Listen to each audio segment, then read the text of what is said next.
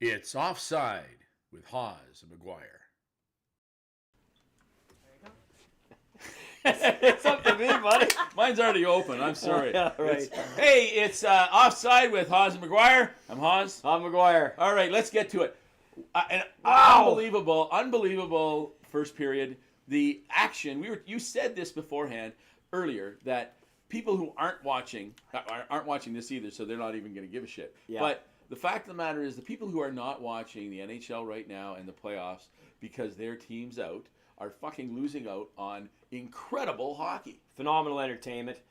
Just the shots are pretty skewed, but I don't feel the overall play was 20-6. I think it ended up being for Carolina. 3 goals scored, only 1 that counted. That's right. I mean, the offside challenges. Listen, they're actually more goals being turned back than me on my wife at night in bed. It's unbelievable. It is like called back, you know what I mean, for various infractions. Boy, oh boy. But, yeah, high sticking. Oh, absolutely. Pulling, yeah. Oh man, you know, it's unsportsmanlike conduct. oh wow. I mean, you know, it. Yeah. So how about that game? Yeah. Okay. Moving on to this. So let's talk about that. First of all, before we talk about the game, the highlights, because you took some notes down. I took some notes. Okay. I memorized them. And you have you're good. But I got a phone call today from a viewer. Okay, one of the few. Okay. Thank you. And they were talking. And said, and by the way, who's this Liam McGuire fella? Who's this Liam McGuire fella? Exactly. No, who's this Liam McGuire fella? Like, why is he special? And I said, well, thank you. That's all I had to say. Because most people are going, the fuck is the fat guy sitting next to Liam? You know? Oh, yeah. All right. Well, So- I am nobody special. I guess that would be the true answer. Yeah. But, yeah. But anyways, that doesn't matter who you are. I No, don't give a not shit. really. You're- I'm just sitting here. We're going to talk hockey. So, Yeah. A couple of things that I'd like to ask you, okay, is is the game hurt by the callbacks? Well, in this case, I'd say no. I'd say in a regular season game, it might take some real life out of the building, Right. and possibly out of the team. I mean, in the case of Florida's being the first callback on the Forsling goal, then that gives added. By the way, as we were talking pregame, wondering how Carolina is going to respond after losing in Quickly. quadruple OT. Yeah, apparently. Yeah. You know, so less than 2 minutes in, you're up 1-0, crowd's going nuts, you're out shooting them like crazy. Florida scores, called back, and then as we know, Carolina's called back as well, the Drury goal. And both cases, by the way, 100% right call. Yeah.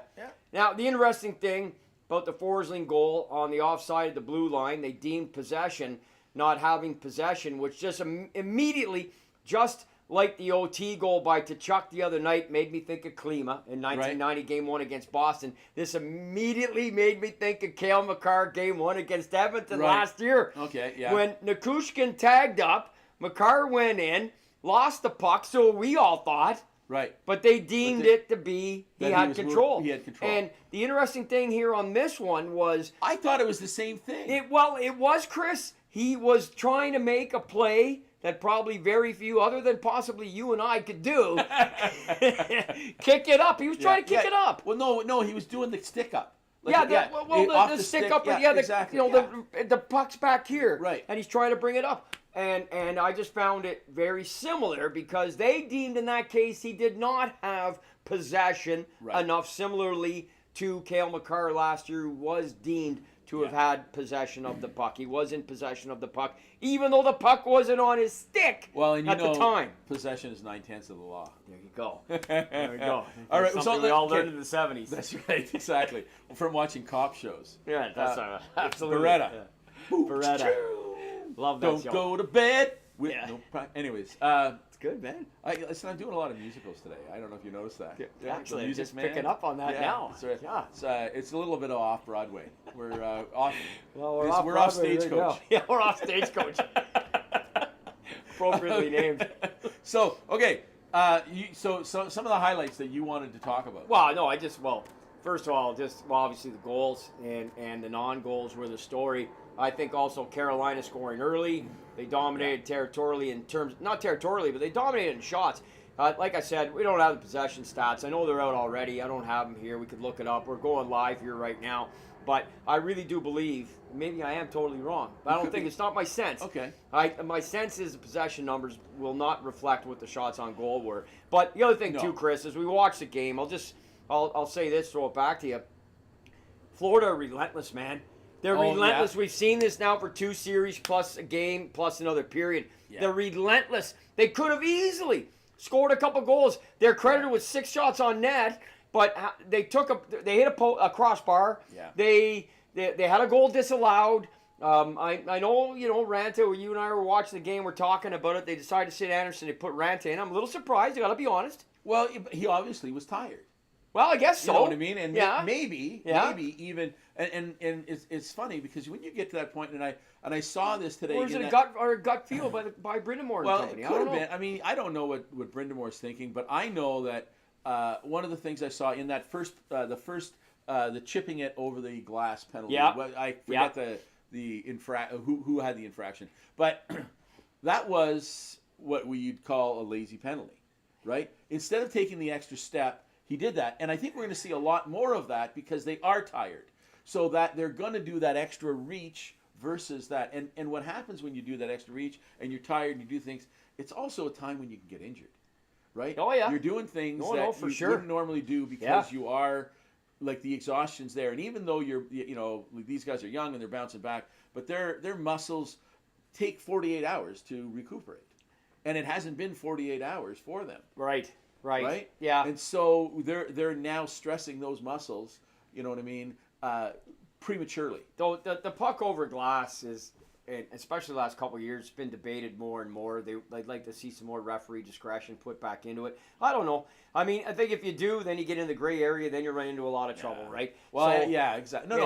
But I was saying I thought he reached, and to me, I don't think, I'd have to see it again, but the puck looked like it wasn't flat. It looked like it was up. No, and he was chipping it, but I say if he had taken one more step, he wouldn't have had to. He could have been able to control it. That's right. And I'm not. Fair enough. I'm not slagging the guy. No. I'm not saying but I think that's attributed to fatigue. Yeah. Well. And even though it's early on, I still think that these guys are tired.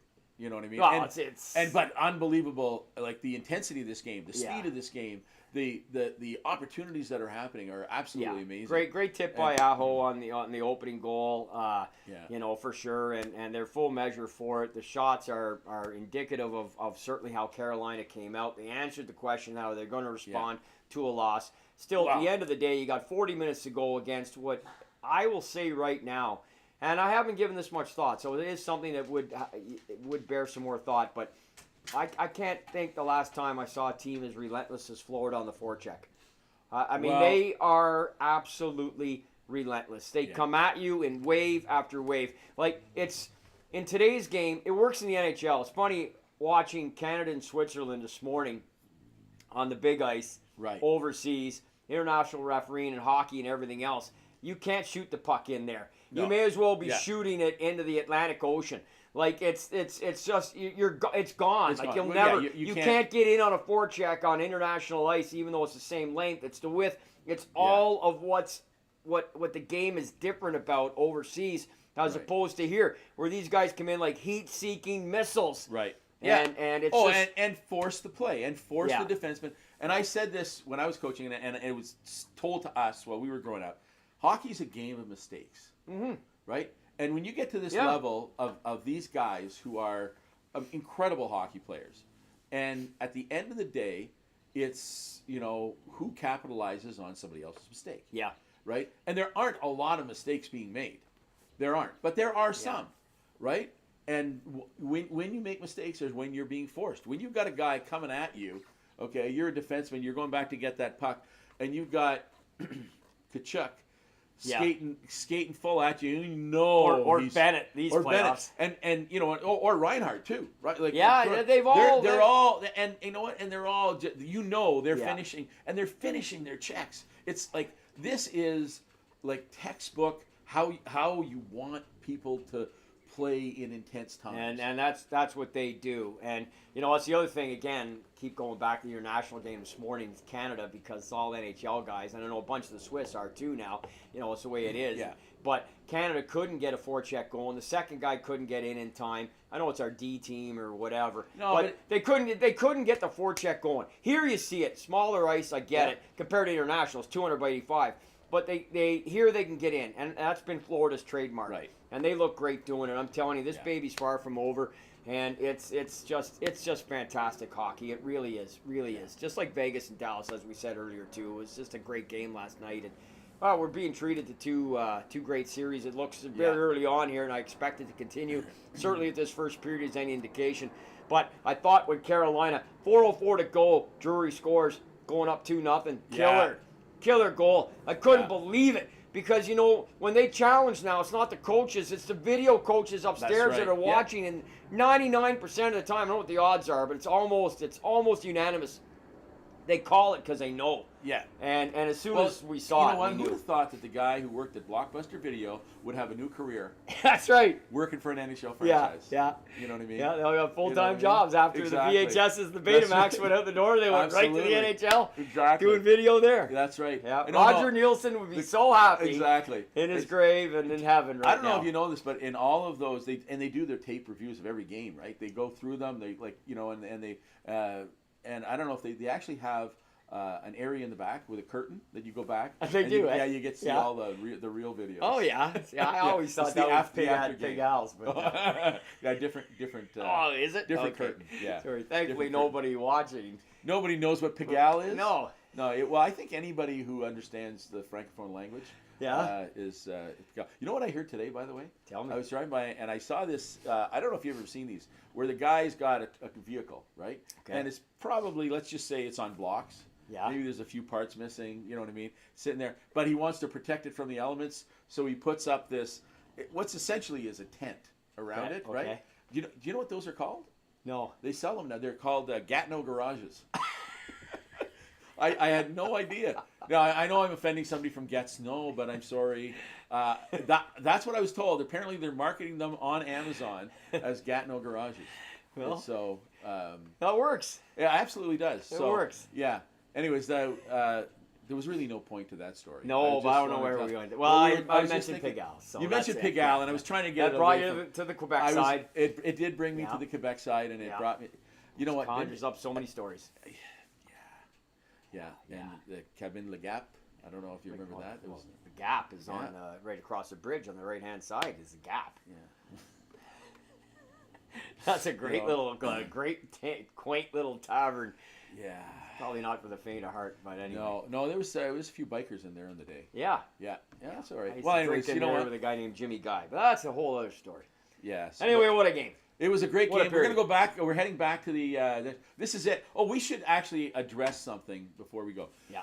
So the last time we did this, last week, we had a technical difficulty. It was a fucking brilliant show. It was a great show. Maybe one of the best. It was one of the best. We talked about Howie Meeker. We talked about Foster Hewitt. We hit on Peter Puck and Brian McFarland. Yes. It was great. Yet we had no video. The camera feed didn't work. Right. And so it's old time radio. It was old time radio. It's old time radio. Old time podcast. So if you really want to listen to some old time radio, exactly. So that's one to take a look at, or not take a look at, but you can.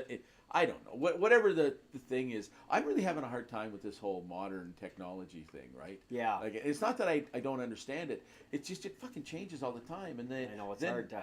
You know what I mean? Keep up. And then the internet drops and this and that. And, you know. Try to imagine that we ever would have done anything like this. Even what? No, we would have done this. We would actually have been doing this with no cameras. And true. And, well, we did it at the Legion all the time, but it just there were no cameras, and there was there was nobody thinking that maybe you could ever do anything with it from a show perspective. You just sat around and you talked hockey with the boys or whatever the case may be after you played. That's and right. You went down to your favorite watering hole. But now this is different: camera, lights, action, and we're gonna come into on your iPads and your laptops and your computers and your Macs and your PCs, large and in charge. We're gonna what do you call that? We're gonna hack into your computers like they do. I got an email from a guy said he's hacked into my computer. Yeah. Right, and that he's been watching me. Awesome. And he's going to send the videos out. It's one of those scam things. Oh, wow. He wants bitcoins for that. And this poor guy doesn't realize I don't have a bitcoin. I don't have anything like that. So I just deleted it, right? Okay. And I said to my son, I said, this guy, he goes, Dad, that's just a scam. There's no way. I said, well, I know because they were talking about watching me. It's like, fuck, that's the most boring fucking. You're going to send a video of me around the house? Like, so a fat guy in his underwear watching television. That is going to be, you know. Work for Fud Flintstone to me. Absolutely. I love my mother-in-law. All right, this has been Offside with Hawes and McGuire. I'm Hawes. I'm McGuire.